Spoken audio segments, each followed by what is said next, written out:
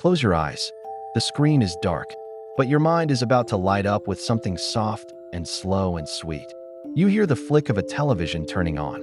You see the static fuzz for a moment, then color, then cartoons, then cereal, then quiet. Welcome to a time when the world moved slower. Not because it had to, but because it wanted to. This is not a dream. This is the 1990s. And for many of us, it was the greatest time to be a kid. This is your invitation to return, to ride your bike without GPS, to rewind your movies with a whirring brick the size of a loaf of bread, to walk to the store with $1 and come back feeling rich. You're not going to be thrilled tonight. You're going to feel something better, safe, curious, at peace. Let's begin. This is boring nostalgia for sleep, the kind of story that pulls you gently backward through time, not to the extraordinary, but to the ordinary moments that somehow became extraordinary in memory. Tonight we walk you through 4 quiet chapters of childhood in the 1990s. What it felt like to live in a time before everything was always on, before updates came from a satellite, before your friends were tiny glowing dots on a screen. Segment 1 will show you what life was like for the average kid or teen. Segment 2 tells the true story of Beanie Babies. Segment 3 explores the forgotten world of the 90s arcade. And Segment 4 follows the surreal rise of child celebrities. So find a soft place to rest, and let's wander backward together. Let's begin with a feeling. Imagine this. It's Saturday morning. You're on the floor. There's a blanket pulled over your knees, and the carpet is soft. The television hums in front of you. The cartoons have already started. Looney Tunes maybe, or the Magic School Bus, or Power Rangers. You've got a bowl of cereal in front of you. Cinnamon Toast Crunch, or maybe Trix. It tastes colder than the air around you. The milk is doing that thing where it changes color from the dye.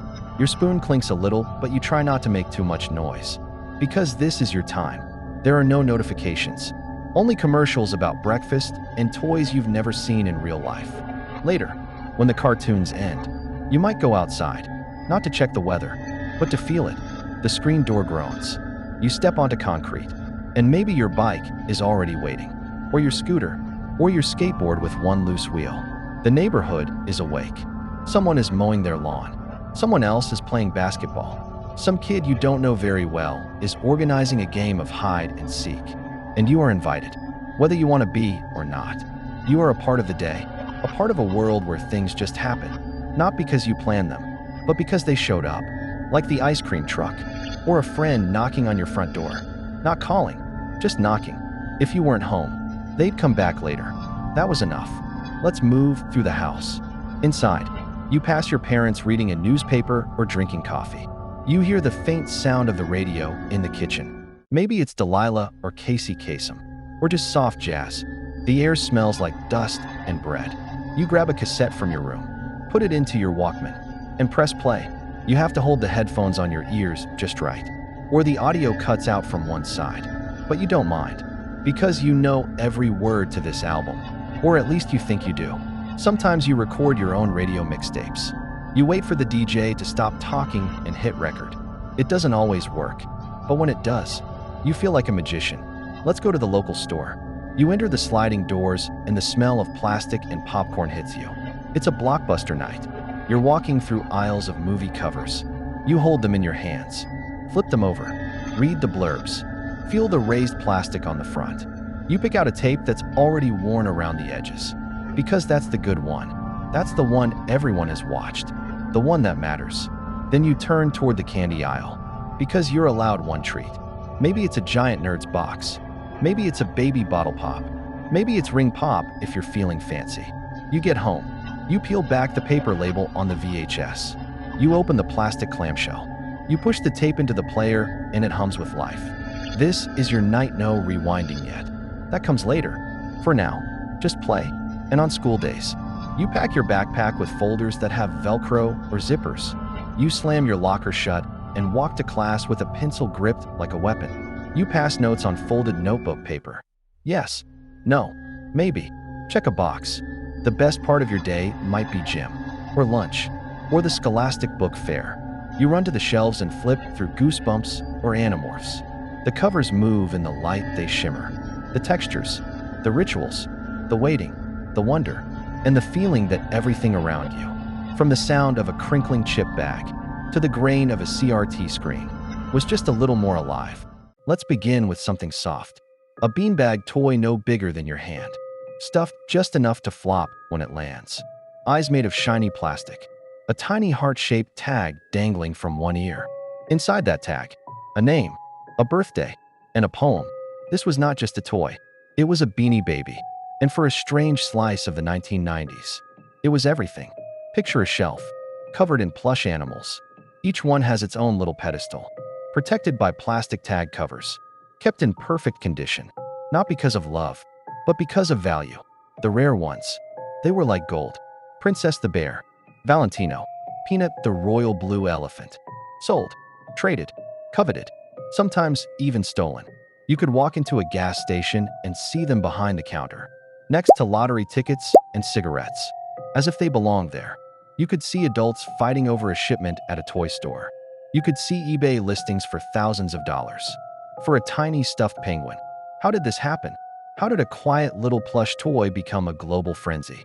The answer begins with one man, Ty Warner. Ty Warner was not a flashy man. He wore turtlenecks. He kept to himself. He limited production. He retired beanies quickly. He created scarcity by design. And scarcity created demand. When the toys first appeared, they were modest. You could buy one for under $5. But the moment Ty stopped making one, the moment it was gone, it became rare. And people wanted it. They began to track them, catalog them, predict the next retirement, speculate, trade, obsess. Collectors formed mailing lists, fan clubs, databases. Children begged their parents. Adults lined up outside Hallmark stores before opening, cash in hand, hoping for the next release. It wasn't just about the toy. It was about the tag. The tag meant it had a name, a poem, a soul, a beaver named Bucky, a moose named Chocolate, a bear named Garcia, a dragon named Scorch. Each one felt like a character, a piece of something bigger. Some people said they were like stocks, soft little investments. Others called it madness, but nobody could ignore it. The height of the craze was surreal.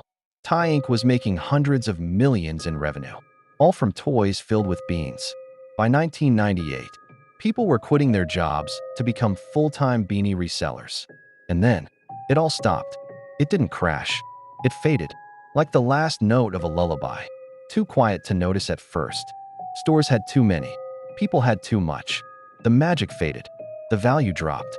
Some rare beanies still sell today, but most ended up in bins, attics, thrift stores, and the frenzy, that strange, beautiful, ridiculous moment in time, was over.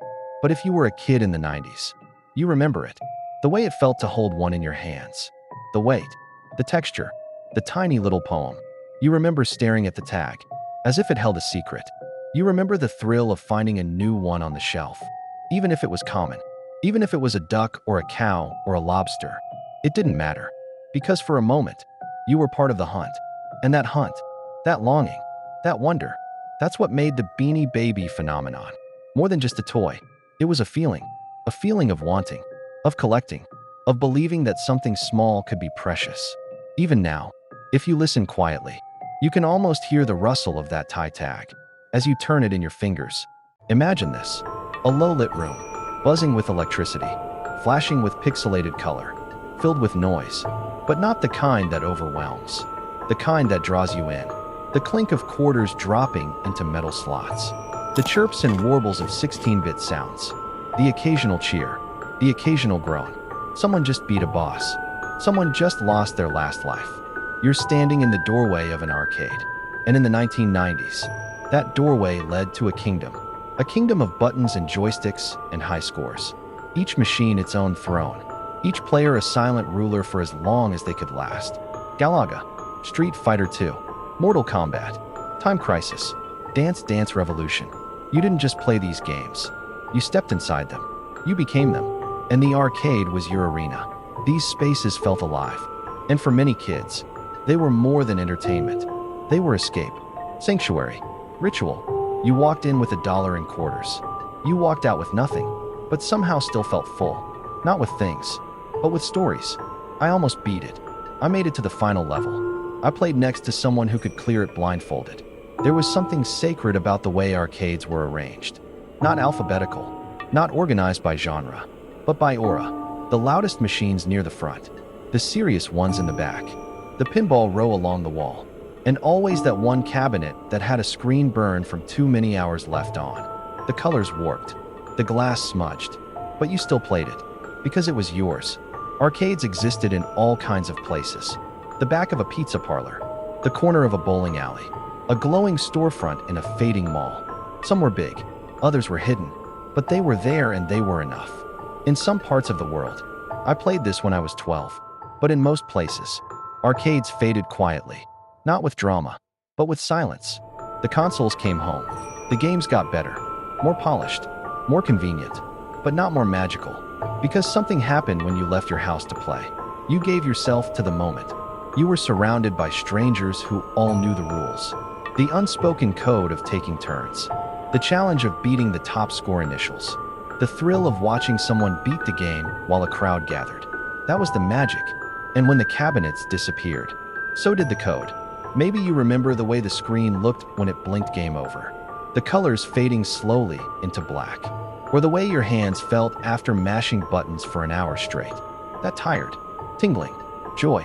Maybe you remember putting your last quarter into a machine and winning just enough tickets for a plastic whistle, a slap bracelet, a sticky hand that lost its stick by the time you got home. But that didn't matter, because for a little while, you ruled a kingdom, and no one could take that from you. The arcades are quiet now, the machines powered down, the neon signs unplugged, but the echo remains. If you close your eyes, you might still hear it. A coin drop, a countdown timer, a voice that says, "Player 1 ready." Now, imagine a very different kind of childhood. Not the kind with Saturday cartoons and playground dust on your sneakers, but one behind velvet ropes, blinding flashes, and microphones asking questions you don't quite understand. You're a child, but you're also famous.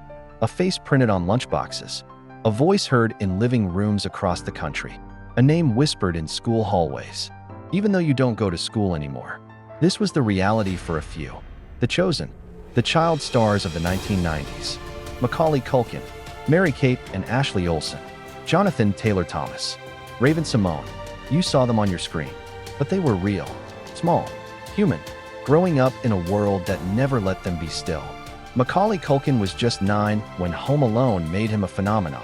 He had the eyes of a kid but the schedule of a CEO. Talk shows, magazine covers, worldwide premieres, and through it all, that soft, quiet face, that voice that didn't know it was iconic yet. He became the face of Christmas, of mischief, of being left behind.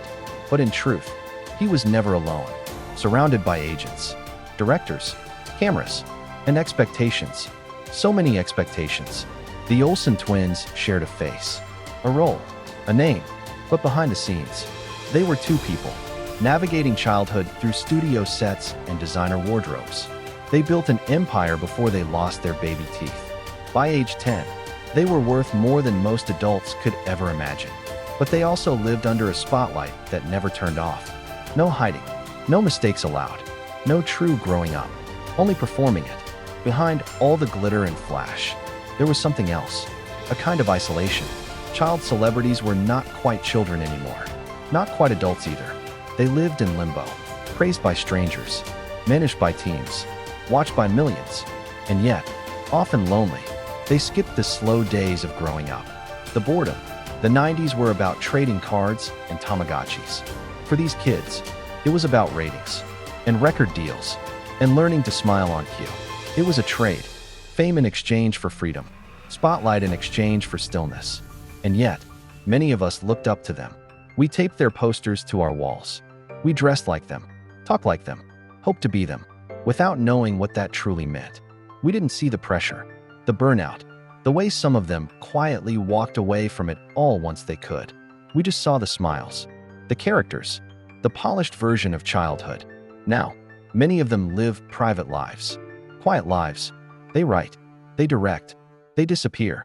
And maybe that's the most 90s thing of all, the longing for stillness, the need to unplug, to rewind, to be left alone for a while.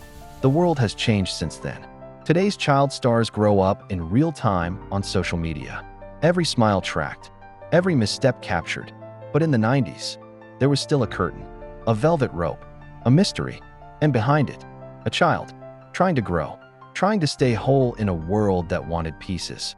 So now, you've wandered through the 90s again, not in a rush, not to escape, but to remember the soft glow of tube TVs, the ritual of rewinding tapes, the thrill of a toy with a tag, the blinking lights of an arcade, and the strange loneliness behind childhood fame. You saw both sides, the sidewalk and the spotlight, the playground and the photo shoot, the cereal aisle and the red carpet.